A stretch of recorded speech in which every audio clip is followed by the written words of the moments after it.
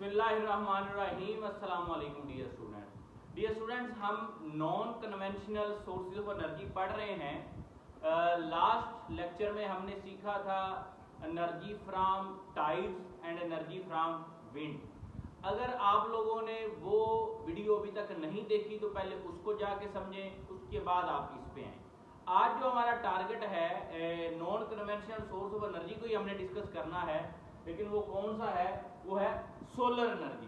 जी हाँ, अगर solar energy को भी हम प्रॉपरली यूज कर लें तो हम अपने बहुत सारे एनर्जी क्राइसिस को हल कर सकते हैं, उनको खत्म कर सकते हैं।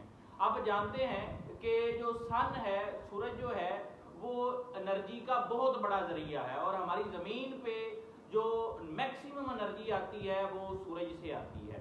और दिन भर सूरज निकला रहता है और एनर्जी बढ़ती रहती है। अगर हम उसको यूज कर लें तो हम बहुत सारे अपने जो मसाइल हैं उनको हल कर सकते हैं। आइए जरा देखते हैं कि सोलर एनर्जी हमारी कैसे मदद करती है।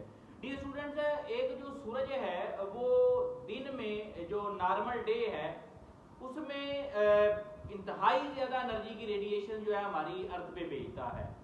कितनी जी आपके पास है? सोलर एनर्जी जो नॉर्मल इंसिडेंस होती है outside the earth atmosphere is 1.4 kilowatt पर मीटर स्क्वायर। इतनी इंटेंसिटी की रेडिएशन जो है 1.4 किलोवाट पर मीटर स्क्वायर की वो जमीन पर आती। वो बेसिकली आप ऐसे कह सकते हैं जमीन पर नहीं आती, जमीन की तरफ आ रही होती हैं, जो सूरज से आ रही हैं। तो जमीन के अराउंड, अर्थ के अराउंड एटमॉस्फेयर है हमारा, जो लेयर है गैसेस की, वहां तक 1.4 ही आती है। लेकिन डेफिनेटली जब गैसेस में होगी तो डस्ट पार्टिकल्स भी होंगे, गैसेस भी होंगी, तो उसके पार्टिकल से टकराने के बाद कुछ रिफ्लेक्ट हो जाएंगी, कुछ अब्जॉर्ब हो जाएंगी, कुछ स्कैटर्ड हो जाएंगी। तो उसके बाद जो बचने वाली एनर्जी है डियर स्टूडेंट, वो एनर्जी आपके पास होती है 1 किलोवाट पर मीटर स्क्वायर। तो ये आपने याद रखें, ये एमसीक्यू बोर्ड में आया हुआ है कि जो नॉर्मल आ रही होती है सूरज से आती है वो इतनी है, लेकिन एटमॉस्फेयर से गुजरने के बाद जो सरफेस पे पहुंचती है वो 1 किलोवाट पर मीटर स्क्वायर है। अच्छा, ये जो आपके पास है 1.4 किलोवाट पर मीटर स्क्वायर, इसको ये एमसीक्यू के लिए बात याद रख लें, इसको बोलते हैं solar constant. What is the value of solar constant? 1.4 kilowatt पर मीटर स्क्वायर। और जो यूनिट है इसका किलो, आप जानते हैं बड़ा यूनिट है, वैसे वाट पर मीटर स्क्वायर होता है यूनिट किसका? इंटेंसिटी का। ठीक हो गया जी। अब ये एनर्जी रिड्यूस किस वजह से हुई? ये हमने बात की, ड्यू टू रिफ्लेक्शन होती है, स्कैटरिंग होती है, एब्जॉर्प्शन होती है। तो क्लियर डे में, दिन में सोलर एनर्जी जो रीच करती है 1 किलोवाट पर मीटर स्क्वायर। अब हम इसके यूजेस देखते हैं। सबसे पहला और मेन अहम यूज इसका है सोलर वाटर हीटिंग। आप इस लाइट को, सन से आने वाली रोशनी को डियर स्टूडेंट डायरेक्टली वाटर को हीट करने के लिए इस्तेमाल कर सकते हैं। वैसे भी आप जानते हैं कि अगर आपके पास किसी टब में पानी पड़ा हो, धूप में पड़ा हो, तो वो थोड़ी देर बाद गर्म हो जाता है। हम इसको थोड़ा सा बड़े पैमाने में लेके जाते हैं। हम इसको क्या कर सकते हैं? यूज टू हीट वाटर, और आप इससे वाटर को अप टू 70 डिग्री सेंटीग्रेड तक गर्म कर लेते हैं। अब आपने इसको, दूसरा इसका यूज है, आप इसको इलेक्ट्रिसिटी प्रोड्यूस करने के लिए भी इस्तेमाल कर सकते हैं। अब देखिए जरा, मैंने इस चीज को समझाने के लिए यहाँ पे एक आपके ब्लैक कलर का, ये बेटे आप देख रहे हैं, ये ब्लैक कलर की आप प्लेट कह लें, एक आप एक फ्लैट, ये आप कह लें कि कलेक्टर यूज किया है। इसके अंदर ये जो ये ब्लैक कलर का ये कलेक्टर है और ये कॉपर की आप कह लें पाइप्स हैं। ये जो ब्लू कलर का आपको नजर आ रहा है और इसके अंदर ये वाटर है। आप यहाँ पे क्या कर लें, एक वाटर टैंक यूज कर लें। यहाँ पे ये आपने यूज कर लिया जी वाटर टैंक। अब आप जानते हैं कि यहाँ से डियर स्टूडेंट्स इसके ऊपर ये डार्क कलर हमने यूज किया है, तो डार्क कलर गुड अब्जॉर्बर होता है लाइट का। तो यहाँ से सन से, सूरज से जो है वो रेडिएशन आएगी, शुआएं इसके ऊपर आके फॉल करेंगी। अब क्या होगा? एक तो वैसे ही हमने ये जो कलेक्टर लिया हुआ है डार्क कलर का लिया हो, तो ये रेडिएशन को अब्जॉर्ब कर लेगा। दूसरा, ये आप मेटल की पाइप है जिसके अंदर वाटर है। यहाँ से आप क्या करते हैं, ये पाइप की मदद से आप यहाँ से कोल्ड वाटर सप्लाई करते हैं। यहाँ पे क्या है? Cold water. जो पीछे से आप कहीं से भी आपका सोर्स है, आपके पास वाटर यहाँ पे मौजूद है इस टैंक के अंदर। अब वाटर यहाँ पे इन पाइप्स के अंदर मौजूद है, इसके ऊपर लाइट फॉल करती है तो इसका टेम्परेचर बढ़ता है। टेम्परेचर बढ़ता है कब, कहाँ तक, अप टू 70 डिग्री सेंटीग्रेड तक। अब जब टेम्परेचर बढ़ेगा तो टेम्परेचर जैसे जैसे बढ़ेगा तो ये इसकी डेंसिटी कम होती जाएगी और ये वाटर किधर ट्रेवल करेगा, ऊपर की तरफ जाता जाएगा और यहाँ से ये वाटर जो है इसी यहाँ पे टैंक में जमा हो जाएगा। तो आप जब इसको यूज करेंगे तो आपको ये कह लेंगे हॉट वाटर जो है, गर्म पानी आप इस्तेमाल करेंगे। तो ये सोलर वाटर हीटर का काम है। आपने एक तो इसको पानी के लिए इस्तेमाल कर लिया, दूसरा आप इसको किस काम के लिए कर सकते हैं, टू प्रोड्यूस इलेक्ट्रिसिटी। अब इलेक्ट्रिसिटी के लिए डियर स्टूडेंट्स दो मेथड है यहाँ पे। इलेक्ट्रिसिटी के लिए कितने मेथड हैं, दो। एक है इनडायरेक्ट मेथड और एक है डायरेक्ट मेथड। पहले हम इनडायरेक्ट मेथड की बात करते हैं। इनडायरेक्ट मेथड में डेफिनेटली 70 डिग्री सेंटीग्रेड टेम्परेचर से इलेक्ट्रिसिटी तो प्रोड्यूस नहीं होगी, पानी गर्म जरूर होगा, हीटर का तो काम ये काम कर रहा है, लेकिन इलेक्ट्रिसिटी प्रोड्यूस करने के लिए आपको और ज्यादा एनर्जी चाहिए। तो उस काम के लिए यहाँ पे डियर स्टूडेंट्स हम क्या करते हैं, लेंस या मिरर्स का इस्तेमाल करते हैं। आप जानते हैं कि जो लेंस का सपोज काम है वो क्या करेगा, ये जितनी भी रेज आ रही होंगी उन सबको एक पॉइंट पे क्या कर देगा, इकट्ठा कर देगा।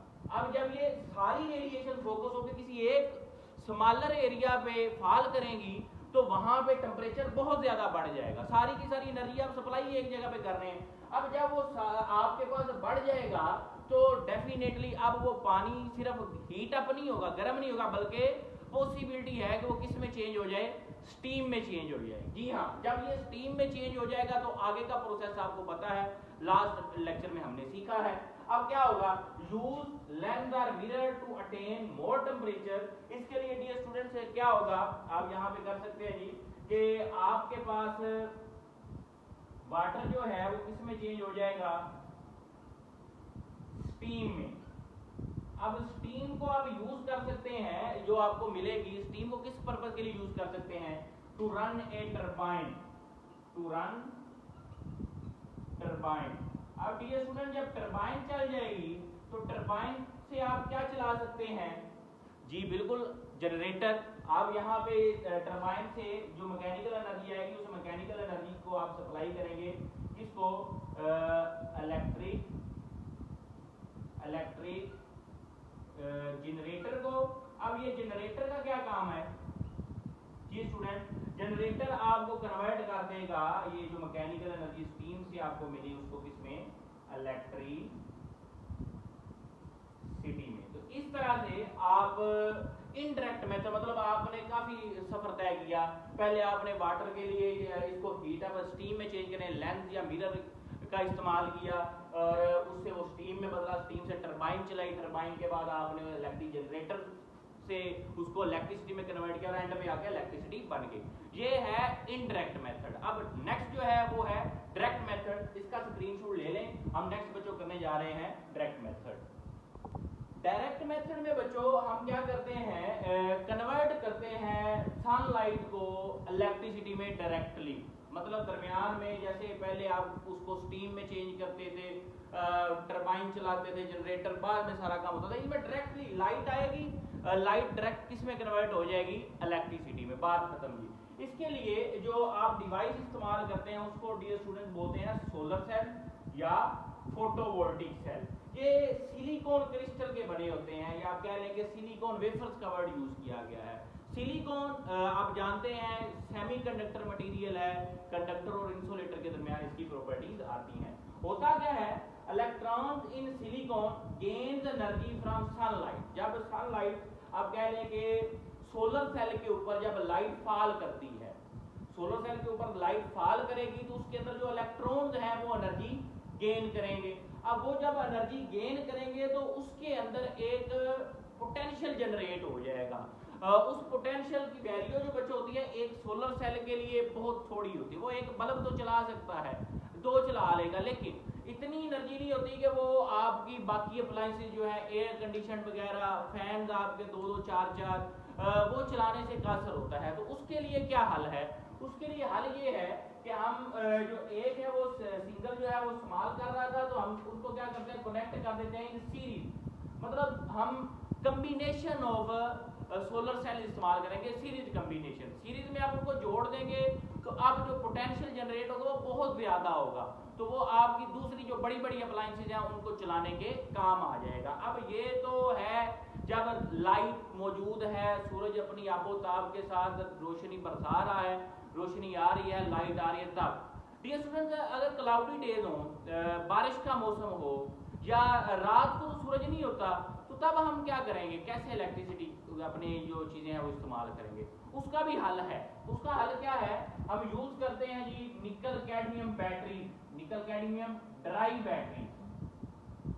अब वो क्या करती हैं, उसमें हम क्या करते हैं, इलेक्ट्रिसिटी को स्टोर कर लेते हैं। जब स्टोर करेंगे, भले बारिश का मौसम हो, अगर बैटरीज में एनर्जी हो, जैसे यूपीएस होता है, क्या काम करता है, उसकी बैटरी हम पहले से चार्ज कर लेते हैं जब हमारी बिजली आ रही होती है। जब लाइट चली जाती है, नहीं होती, तो हम फिर उसको यूपीएस वाली जो एनर्जी है उसको इस्तेमाल करते हैं। बिल्कुल इसी तरह से बैटरीज हम यूज करते हैं, बैटरी जो दिन में एनर्जी स्टोर कर लेती हैं, वो रात को इस्तेमाल हो जाती है। अब सोलर सेल के यूजेस क्या है, इस्तेमाल क्या है, ये एक्सपेंसिव है सिस्टम, इसीलिए अब कॉमन हो रहा है पाकिस्तान में भी, इंडस्ट्रीज में, घरों में भी लगाया जा रहा है, लेकिन ये एक्सपेंसिव है।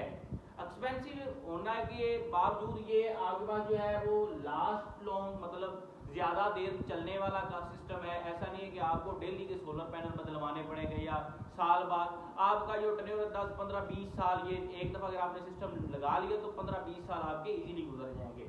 तो लॉन्ग टाइम के लिए ये होता है, और जब ये चल रहा होता है तो फिर इसकी कॉस्ट कोई नहीं, क्योंकि रोशनी लाइट जो है वो सूरज से आनी है, हमने तो सप्लाई नहीं करनी, हमने तो कुछ भी नहीं करना। और मज़े की बात यह है कि इसमें कोई पोल्यूशन वाले बात भी नहीं है कि हम कोयला जला के बिजली प्रोड्यूस करेंगे तो धुआं होगा, वो एयर पोल्यूशन का बायस बनेगा।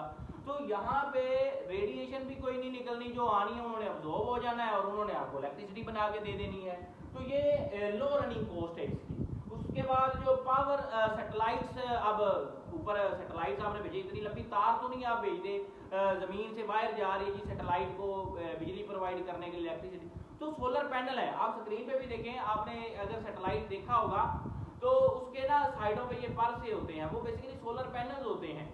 वो सैटेलाइट के अंदर का सिस्टम चलाने के लिए वहाँ पे कंप्यूटर सिस्टम है, सिग्नल जमीन पे भेजना है, सारा काम। वो एनर्जी उन सोलर पैनल्स की डायरेक्शन जो होती है वो सूरज की तरफ होती है, और वो रोशनी पड़ती है, वो डायरेक्ट उसको किस में कन्वर्ट कर देती है, इलेक्ट्रिसिटी में। ग्राउंड बेस्ड वेदर स्टेशन जो नीचे हैं, अब वहाँ पे आप कैसे बिजली भेजें, तो उसके लिए सोलर सिस्टम इस्तेमाल किए जाते हैं। सोलर घड़ियाँ आ गई हैं, वॉचेज आप इस्तेमाल करते हैं, सोलर बाइक्स, सोलर कार और सोलर कैलकुलेटर भी मार्केट में अब मौजूद है। तो डियर स्टूडेंट्स, ये थी आपके पास सोलर एनर्जी। ये नॉन कन्वेंशनल आपके पास है, लेकिन ये अब कॉमन हो रहा है, ये भी इंशाल्लाह कन्वेंशनल में आ जाएगा, और ये बहुत अच्छा सोर्स ऑफ एनर्जी है। अगर इस पे हम आ जाते हैं तो ये बहुत फ़ायदे वाली चीज़ है। नेक्स्ट अभी और भी कुछ चीज़ें रहती हैं, वो इंशाल्लाह हम नेक्स्ट पार्ट में डिस्कस करते हैं। इस लेक्चर में इतना ही, मिलते हैं नेक्स्ट वीडियो में नेक्स्ट लेक्चर के साथ। तब तक के लिए अल्लाह हाफ़िज़।